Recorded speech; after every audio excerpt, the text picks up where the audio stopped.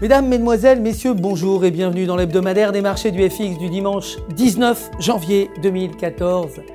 La semaine dernière, le dollar américain a atteint son niveau record en 4 mois après la publication du rapport meilleur que prévu des constructions de l'immobilier de 2013.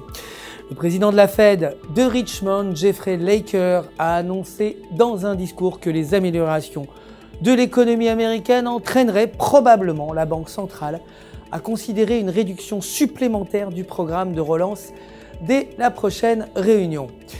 La livre sterling, quant à elle, s'est renforcée par rapport au dollar américain pour la première fois en 3 jours après que l'Office national des statistiques ait déclaré que les ventes au détail avaient progressé de 2,6% de novembre à décembre, bien au-dessus de la hausse à 0,3% prédit par les analystes du marché. Il s'agit des meilleures ventes au détail au mois de décembre depuis 1996. Le ralentissement de l'inflation, qui a reculé de 2,1% à 2%, a également contribué au renforcement de la livre. Le dernier cours de la livre sterling était de 1,6413, soit une hausse de 0,37%. Le pétrole brut WTI a enregistré son plus haut niveau en 2 semaines suite à l'actualité économique positive en provenance des États-Unis, le plus grand consommateur de pétrole au monde. Les données économiques comprennent un rapport encourageant des constructions immobilières ainsi que de la production industrielle. Tous deux ont battu les prévisions des économistes.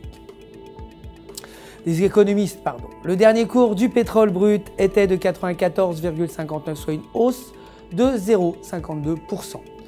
La Deutsche Bank a annoncé que désormais elle ne participera plus à la fixation du cours de l'or et de l'argent à Londres, en rejoignant JP Morgan Chase et Morgan Stanley, en réduisant leur position dans le trading des matières premières.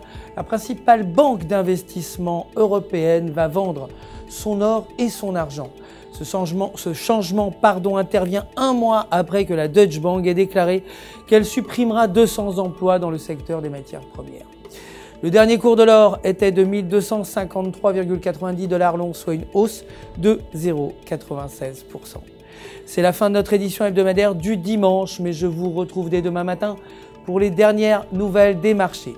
D'ici là, restez bien sûr connectés avec nous sur www.ufxmarket.com/fr pour tous vos besoins de trading. Votre conseiller personnel répondra comme d'habitude à toutes vos questions. Le centre d'assistance du FX Market se joint à moi pour vous souhaiter une excellente journée de trading.